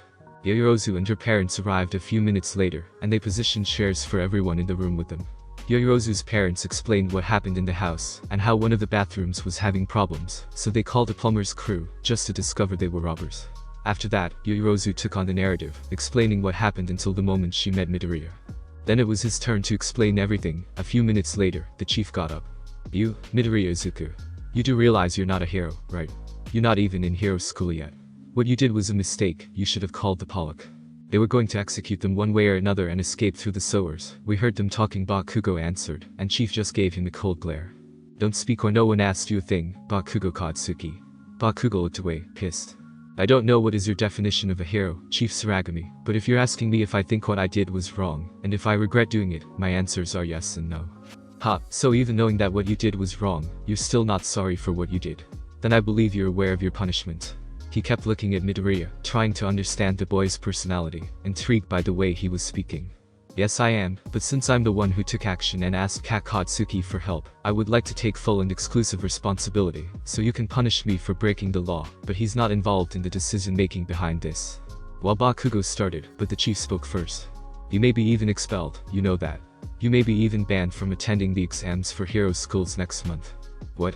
Yorozu asked, shocked, but Midoriya looked at her and shook his head, signaling she should stay out of it. I'm aware of that as well, sir, and I don't mind.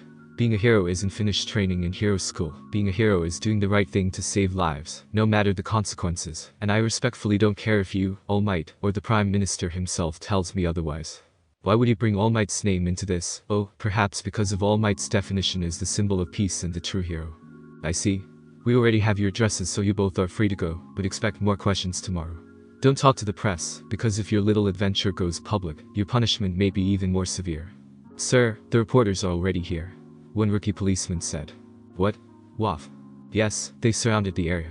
Somehow, the information about the hostage situation was leaked altogether with the camera's feed of the house. It's all over the internet and news channels. They saw the entire thing. The security company said it was an accidental leak, done by an enthusiastic trainee. Oh, we're dead. Midoriya thought while Bakugo smirked, his arms crossed in his chest while leaning back on a wall. Don't give them any details about what happened here today. We'll see what we can do in order to get these videos removed from the internet. You can go home. Before they could move, Yorozu got up with her parents, offering a hand to Bakugo, who grabbed and shook it. Thank you, Bakugo-san, thank you for coming to help us. Her parents offered their hands as well, promising any treatment for their injuries would be sponsored by them, and that they should expect rewards. And you, Midoriya-san, I don't know what I would have done without you. I had no hope of ever getting out of that situation. Thank you very much. We owe our life to you. She started crying and Midoriya offered his hand, but almost fell when the girl hugged him. He smiled and tapped her back, calming her down. No problem at all, Yorozu-san. I'm glad we managed to rescue everyone. You also helped. Without you as part of the rescue team, we wouldn't manage, so you deserve the credits too. Although it is a secret, so don't tell anyone, haha. She laughed and let him go. Her parents repeated the same procedure. Midoriya denied the reward and instead asked why his leg wasn't hurting at all. Yorozu's mom answered. We have a nurse among our staff, dear. She has a wonderful analgesic quirk, but tomorrow you may experience some pain. I'm very sorry. Our hospital is open for you and your friend if anything goes wrong, okay? Midoriya headed out and Bakugo did the same. They walked slowly, but in silence towards the exit. That was strange for Midoriya since he expected Bakugo to just bolt out of there. When they walked past the fountain in the middle of the garden, they saw an army of cameras and microphones outside, and Midoriya sighed. How you wanna play this? I don't want those assholes coming to my house, so I'll just answer all their questions here. Yeah, I know. I wouldn't reveal anything, I'm not an idiot. Press exit out. Midoriya said while holding an imaginary joystick on his hands, his thumb moving up and down where the X button should be. Bakugo chuckled and looked away.